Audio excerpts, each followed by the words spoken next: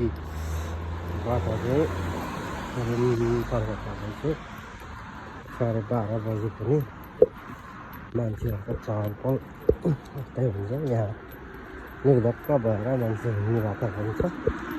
प्रति बिहान साँझ बिहान हिँड्दा मान्छेहरू डराउनु पर्दैन। जापान हो, सबैजना आफ्नो काम सकेर ढिलोसम्म गएर फर्किन्छन्। जापानको एउटा राम्रो पक्ष भनेको मान्छे चाहिँ राति एक्लै हिँड्दा पनि निडर भएर ढुक्कसँग हिँड्न सक्छन्। अहिले रातको 12:28 भयो, तैपनि मान्छेहरू चहल पहल छ। बरु गाडीहरू चाहिँ पातलो गुड्न थालिसकेका छन्।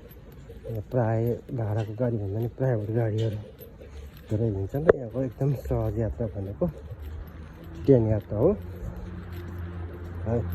यहाँको चाहिँ 85% मान्छेहरू ट्रेनबाट यात्रा गर्छन्। प्राइभेट आफ्नो गाडीभन्दा ट्रेन चाहिँ समयमा पुग्ने भएको हुँदा मान्छे चाहिँ ट्रेनको यात्रा गर्न चाहिँ रुचाउँछन्।